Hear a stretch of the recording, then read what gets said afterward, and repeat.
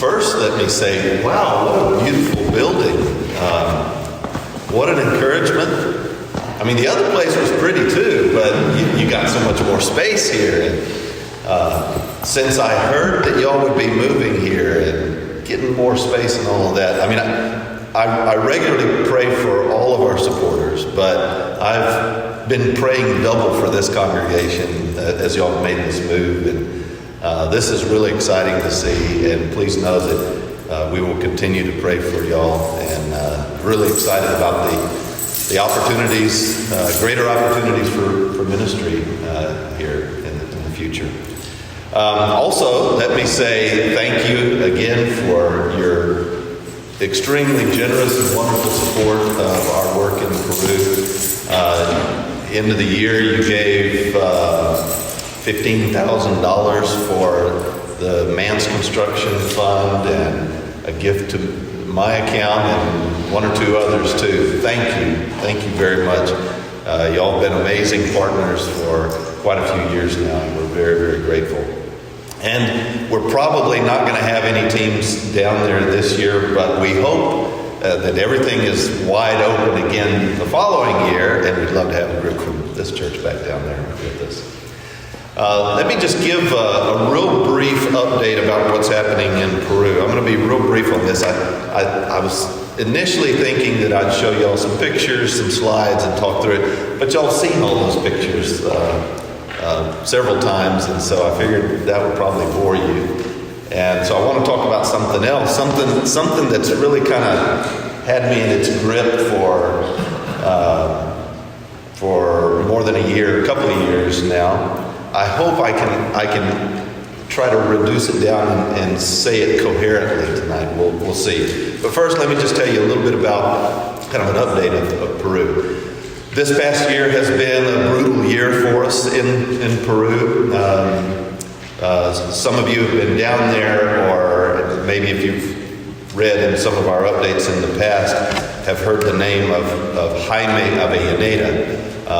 He was one of our pastors there, was with us for about 20 years, was kind of my right-hand man, and he was our chief operations guy for the whole presbytery. Well, he passed away of COVID in July of this past year, and just left a huge hole in not just our Cristo Rey church, but he was involved in everything in the presbytery, so it was just devastating for the whole presbytery.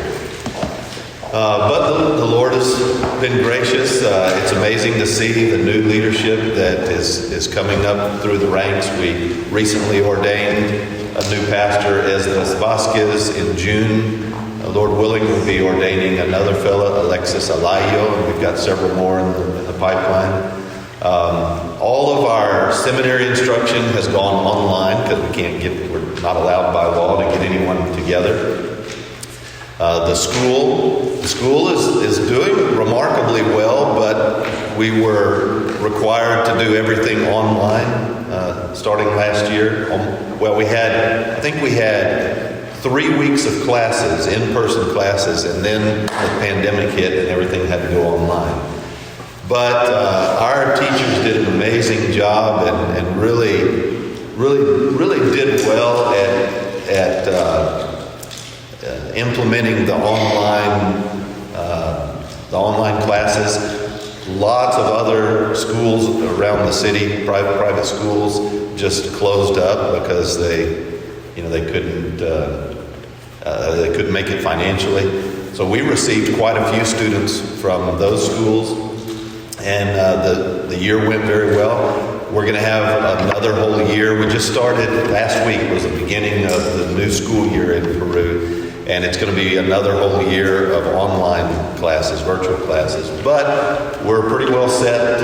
We learned a lot last year, and looking forward to a good year. We've got 200 students there, and just a great opportunity to minister to lots of different families there. So please remember to pray for Geneva School. The Christ Kids program, we also can't get the kids together in one spot, so that has gone all virtual as well. I mean, we do visits to the homes with medical staff and and take food to the homes and that sort of thing. But we bought these little tablets, and Microsoft gave us their Teams for Education platform, and that actually is working pretty well. And so we're doing the whole program online. I should mention this too. Not only did we lose Pastor Jaime, but we've lost multiple members of each of our congregations there as well. So it's been tough on the congregations, but overall they're doing amazingly well. It's been encouraging to see how united the congregations are, and this hasn't scattered the sheep at all, but instead, if anything, it's only bound everyone together even more. And so, in spite of the difficulties, the Lord is at work there, and we know that lots of faithful folks like y'all are praying for us, and we're very grateful for that. If y'all have questions or anything, perhaps at the end there might be time for questions. If you would, turn with me in your Bibles to Matthew chapter 3. The Gospel according to Matthew chapter 3. This is actually, not that you'll remember this, but this is the last time I preached here. I preached from Matthew 3 and the baptism of our Lord. This is not the same sermon. Maybe you can think of it as part B or something like that.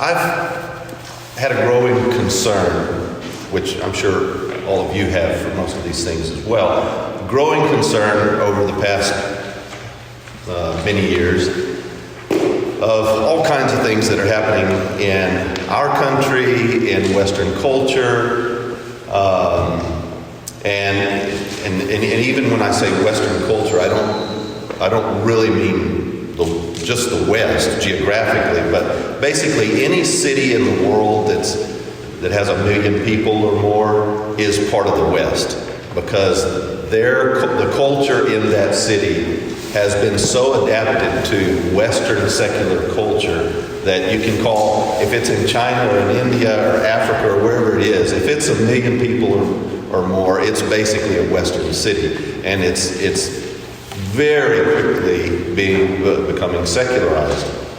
Now, I've just had this. Well, I preached a sermon series a number of years ago, many years ago, on marriage. And one of the things that really struck me for the first time when I was preaching that series, as I was going through Genesis, I was really struck by the symbolic character of marriage. Now, of course, I've always known Ephesians 5, that the church is the bride and Jesus is the bridegroom. Of course, I've always known that, but I was really struck in early Genesis with how God created us male and female, and then brought Adam and Eve together. And for some reason,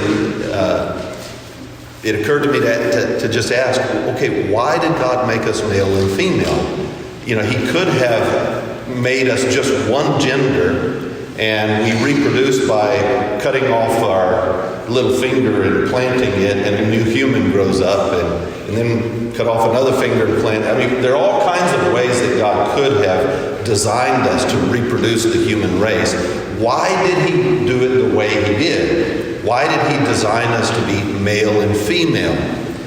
And I think if we read Genesis in context and read it according to the trajectory of the whole Bible, from the very beginning, I won't say that marriage is a sacrament like in the Roman Church, but I would say that it is sacramental in a key sense. It's sacramental in the sense that from the very beginning, it's a picture of God's intention to unite himself with his creation, and particularly now we would say his new creation, his church. And so from the very beginning, God showed us, he showed the world, he showed the universe his intention, or his that he would not be content to live apart from, to exist at a distance from his creation, but from the very beginning he had this full intention of uniting himself to his creation. And of course he's done that in the incarnation. He's done that, or he is doing that by leading all of history towards the marriage supper of the Lamb, when Jesus' marriage to his bride, the new creation, will be consummated. And so, even a good many years ago when I was teaching that series, it really struck a chord with me, the sense that marriage is really all about the trajectory of history. It's about where history is going. And in the last several years also, I've been, as a missionary, I've been trying to, I guess I should turn this on. I don't know if y'all can hear me without it. But anyway, maybe that's too much. With it or without it? Okay. So, as a missionary, I read lots of books on missions. And one of the things that I've been reading a lot of in the last umpteen years, especially, has been books on secularism or secularization. And we don't have time to go into all the details there, but one of the things that many of the, at least Christian authors, seem to be kind of in agreement on is that secularization or secularism is essentially the removal of any sense of transcendental purpose or meaning from the creation. By saying transcendental, I mean coming from outside of this cosmos, outside of our world, but meaning and purpose that enters from outside. And in essence, that's what marriage is all about. Marriage is pointing us to the goal of all of creation. Marriage is pointing us to where God is taking this world. And so if we lose this appreciation for marriage, if we lose this theology of marriage, if we lose a theology of gender, two genders, if we lose that, then all of a sudden we're losing what Carl Jung, the pagan psychologist, what he might call an archetype. And I would argue, if we can use that term, that marriage is the fundamental human archetype. It's the fundamental aspect of our humanity as God created us, to know where the future's going, where history is traveling. But as we lose the theology of marriage, as we lose this understanding of what marriage is in our culture and in our world, all of a sudden we have no purpose. We don't know what our purpose is. We don't know where we're going, and we end up like ships without a rudder or a dog chasing its tail. And that kind of leads to the second big concern that has really struck me in recent years. I mean, we have unprecedented and still climbing rates of suicide, and you've all heard of the opioid epidemic, and unprecedented rates of depression and anxiety in our culture. I mean, go into the nicest, wealthiest communities in Birmingham, and I bet you half of the women in that community are on medication, probably the men too, and half of the kids are on medication for depression and anxiety. As I've been trying to think through all of this, I've been frustrated with a number of the books that I've been reading on secularization, because these authors write 1,000 pages and they just kind of paint in broad strokes, and I feel like they don't really tell you much of anything at the end. But just in the last year and a half or so, I found a Jewish philosopher and psychologist named Sylvan Tompkins. and all of a sudden, lots of lights went off for me. He's famous for two things. One is his work, his more empirical work with children, and how affects in children, and affect, as he uses the term, affect is about the physical sensations in our bodies. But his work is about how affects become emotions in full-grown adults. So all children from the earliest ages have affects, and you can see it on their faces. You can see them startled, you can see them angry, you can see them sad, etc. So they show from almost the beginning, almost from birth, they show all of the main human affects. The question he worked on was how do those affects become full-blown emotions? And so he developed this theory. This is what I first started reading him for. He develops his theory that he calls script theory, which is where he argues that all of human thinking, and especially our emotional life, is connected to images, scenes, and scripts. And he's using that a little bit metaphorically, but the idea of image is like a still photograph, and a scene is like a movie clip, and then a script is like the whole movie. And so his point, or what his main argument is that, I should say this, in some ways, his theory is a little bit like, if you've ever heard of Carl Jung and his theory of archetypes, this idea that humans are guided and our thinking is structured by certain stories that we tell ourselves about the world and about ourselves in the world. Well, the thing that Jung never could figure out is how do you connect that to human motivation? How do you connect that to the decisions that we make in life every day? And Jung never did a good job of explaining that. Well, what Tompkins does is he argues that the way that affects in babies become emotions in adults is that slowly but surely they get connected to images, scenes, and scripts.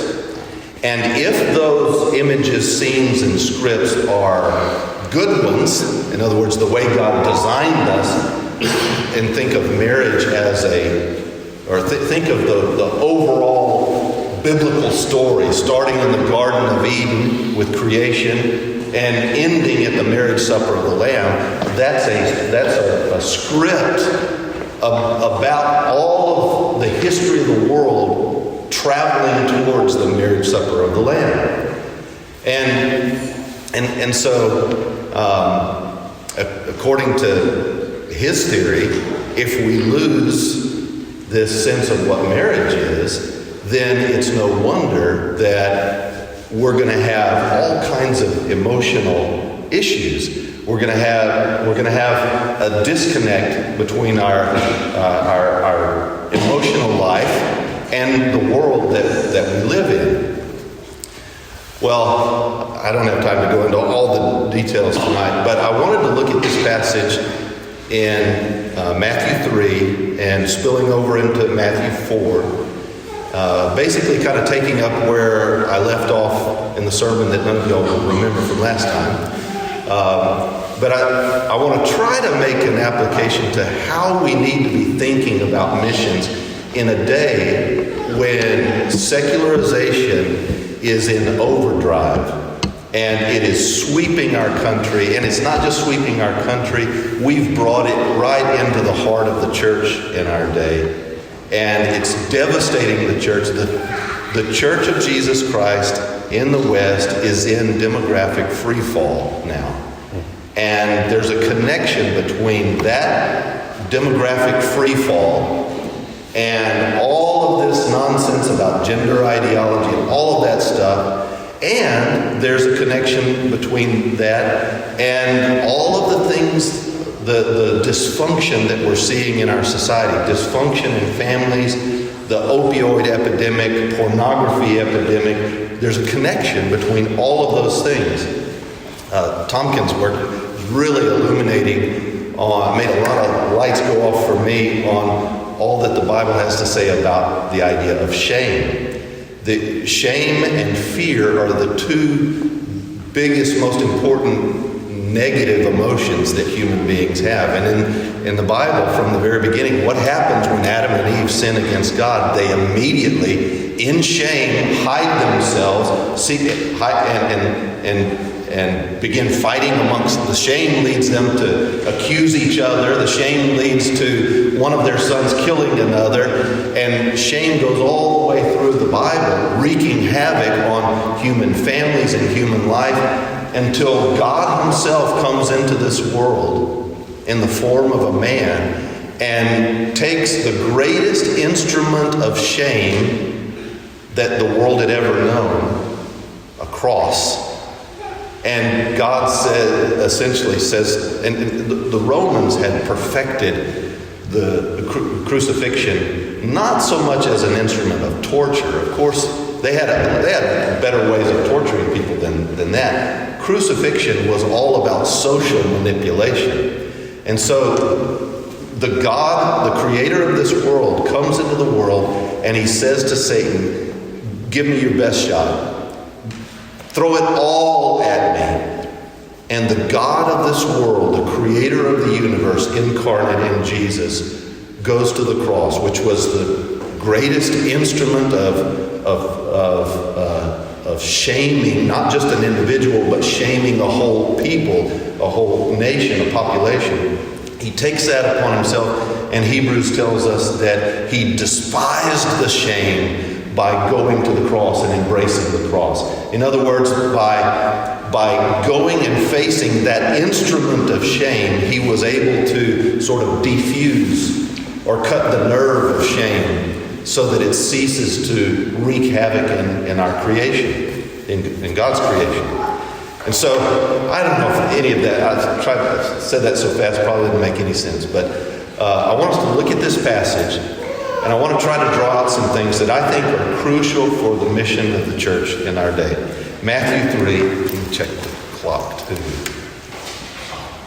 Okay, we'll go fast. Matthew 3, starting with verse 13. Then Jesus came from Galilee to the Jordan to John to be baptized by him. John would have prevented him, saying, I need to be baptized by you, and do you come to me? But Jesus answered him, let it be so for now, for thus it is fitting for us to fulfill all righteousness. Then he consented. And when Jesus was baptized, immediately he went up from the water, and behold, the heavens were opened to him, and he saw the Spirit of God descending like a dove and coming to rest on him. And behold, a voice from heaven said, This is my beloved Son, with whom I am well pleased. Then Jesus was led by the Spirit into the wilderness to be tempted by the devil. And after fasting 40 days and 40 nights, he was hungry. And the tempter came and said to him, If you are the Son of God, then command these... Notice that phrase, if you are the Son of God. What is it that the voice from heaven just said about him? You are my Son, my beloved Son, in whom I am well pleased. So Satan comes immediately and says, if you're really God's Son, then try this, try that. Notice how that question gets repeated. So if you are the Son of God, then command these stones to become loaves of bread. But he answered, it is written, man shall not live by bread alone, but by every word that comes from the mouth of God. Then the devil took him to the holy city and set him on the pinnacle of the temple and said to him, if you are the Son of God, then throw yourself down, for it is written, he will command his angels concerning you, and on their hands they will bear you up, lest you strike your foot against a stone. Jesus said to him again, it is written, you shall not put the Lord your God to the test. Again the devil took him to a very high mountain and showed him all the kingdoms of the world and their glory. And he said to him, all these I will give to you if you fall down and worship me. Then Jesus said to him, be gone, Satan, for it is written, you shall worship the Lord your God, and him only shall you serve. Then the devil left him, and behold, angels came and were ministering to him. Now, last time I was here, I talked about how in the baptism of Jesus, we see two key things. There's a key verse from the Old Testament that we should hear echoed here. There's more than one, but one key verse that is echoed here is from Psalm 2, verses 7 and 8, where the Father says, "You are my Son. This day have I begotten thee. Ask of me, and I will give you the nations as your inheritance, and the ends of the earth as your possession." So when the Father proclaims that Jesus is his beloved Son, the Father is identifying Jesus as the Messiah, the Son of David from Psalm 2, the one who is supposed to inherit all of the nations of the earth as his inheritance. Now, that means that Jesus is, we could say here, he is anointed to be king. Now, he's not yet enthroned. That comes after the resurrection. But he's anointed as king. The Spirit descends upon him. He's baptized. But there's another thing going on here, and that is not just that he's anointed as king, but there is a lot of priestly stuff going on here as well. In the Old Testament, there were lots of baptisms, all kinds of baptisms. Every time you get, every week just about, you contract some kind of uncleanness, so you got to wash yourself before you can go back to church. And each one of those washings is a baptism. But almost all of those other washings are self-washings or self-baptisms. But what we see here is that Jesus is not baptizing himself. He's being baptized by John, John the priest, or John, at least the son of a priest.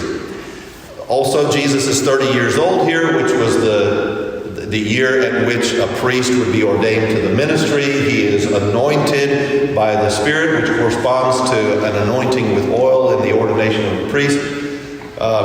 Don't have time to get into all the details here, but the point is that this is Jesus' ordination to the priesthood. He's anointed as king. He's ordained to the priesthood. He's got to serve faithfully and sacrificially as a priest, and humbly as a priest, with the idea that then he will receive his enthronement after he sacrifices himself, after he fulfills his priesthood.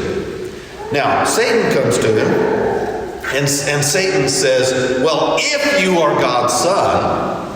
Now, remember, the baptism itself is all about Jesus' identity. Who is Jesus, and what is his vocation? Jesus is the Messianic Son of God, the new Adam for God's new creation. So that's his identity. But implied in that is a vocation as well, his kingship and his priesthood. And so Satan comes, and Satan comes specifically to attack on this question of his identity. He's trying to rattle Jesus and sow doubts in Jesus about his vocation.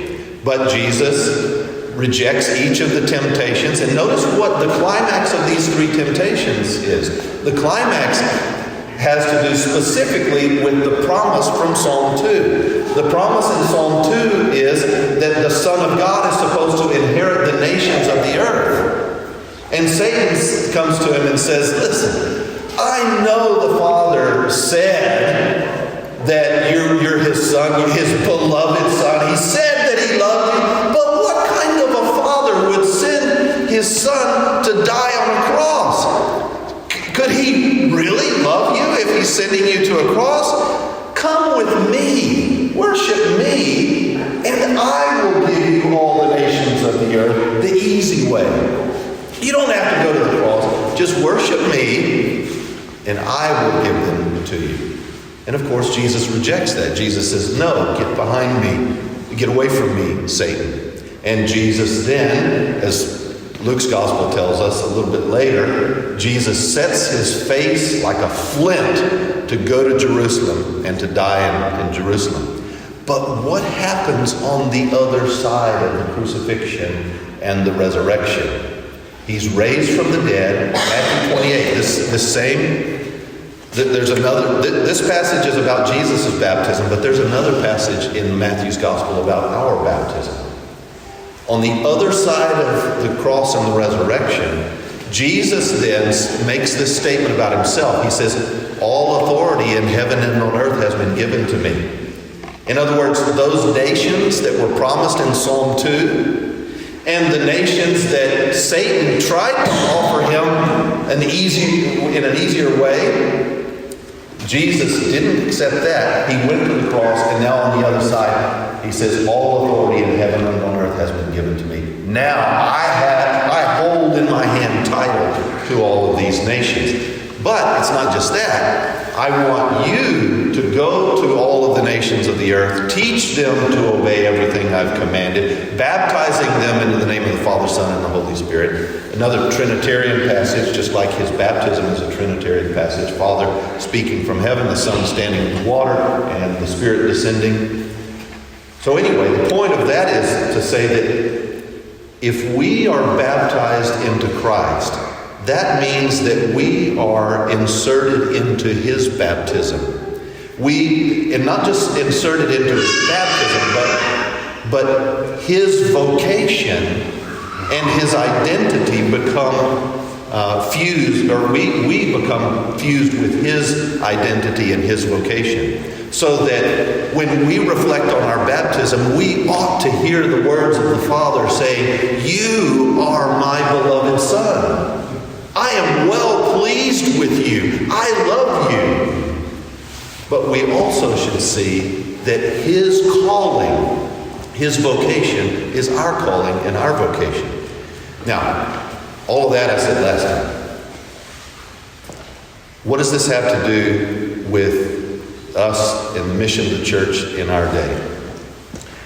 I ask you this question. What is it that enabled Jesus to face the devil's temptations, to face all of the hardships, to face all of the doubts and all of the difficulties and all of the struggles? What was it that enabled him, even in the Garden of Gethsemane, when the weight of the world's sin is crushing him like he's in a vice? He sweats, as it were, great drops of blood, and yet he firmly set his face to go to Jerusalem, to die in Jerusalem. What was it that enabled him to do that? To face all of those doubts and all of those difficulties and struggles?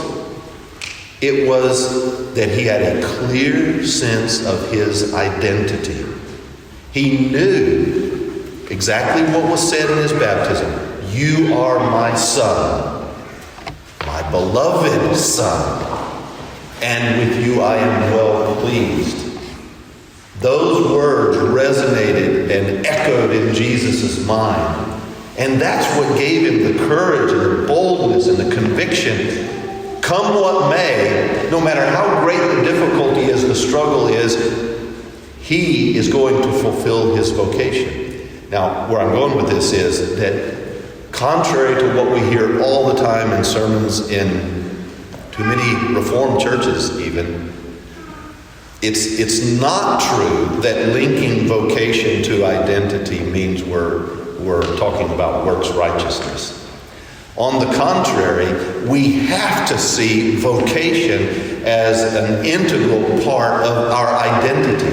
Who are you? You are, among other things, in addition to being a child of God, in addition to being loved by God, in addition to the fact that God is pleased with you, also your identity is tied up in your vocation to join with Jesus in his mission to transform the world.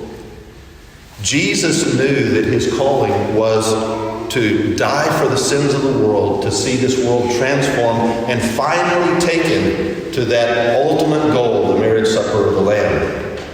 He knew that that was his vocation.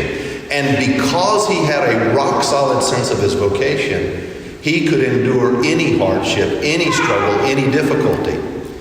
Now, this past year, this COVID year, there's a church in New Braunfels, Texas, the town where we've been living, that has this program. It's kind of a 12-step program, and it's really directed towards young people, largely young men that have had difficulty with alcohol or drugs or pornography or things like that. But I'd been hearing about what a great program this was. So I went to kind of check this out and think about whether it might be something we could use in Peru. One of the things that, as I spent almost a whole year with a small group of guys, they make a big deal in this program about everybody confessing their sins, being very transparent, everybody with their small group confessing their sins each week and being very open. Well, these young men, I mean, they're confessing when they stumble with alcohol or with drugs or pornography. They readily and every week just about confess that. But the thing that struck me most about these young men was that almost every one of them were just agonizing constantly over, they didn't know what their purpose in life was. They didn't know why they were here. They didn't know what the meaning of life was. And I would argue that it was precisely because they didn't know their identity and their part in Jesus' vocation, or their vocation in Jesus' vocation. Because they didn't understand that, they were left like that ship without a rudder, or a dog chasing its tail. And it's that kind of agonizing sense of, I don't know who I am, I don't know why I'm here, I don't know what my purpose is, I don't know where I'm going. It's that agony that leads them to search out the drugs, the alcohol, the pornography, etc., to sort of tamp down the sense of shame. I wish I had more time to talk about shame here, but to tamp down that sense of shame that is just plaguing their souls. Now, all that to say, secularization, all of these social ills that we're seeing in our day, the fact that the church is opening the doors wide and inviting the secular Huns to come in and steal our children and take them away. All of that is related to the fact that we are not doing the key things that need to be done to solidify and form in each of us as individuals, and especially in our kids, forming this sense of the big overall biblical story and where I fit in that story, what my role is in that. I can only understand my purpose if I understand it within God's purpose in the history of the world. If I don't understand God's purpose, I can't understand my purpose in that, and then I'm left without the rudder or the dog chasing its tail. So how can we do that in our churches and with our families and with our children? One of the ways that we strengthen this archetype of marriage, and I come back to that because marriage is, I would argue, the fundamental archetype of all of human history. One of the ways that we strengthen that is simply in the Sunday liturgy.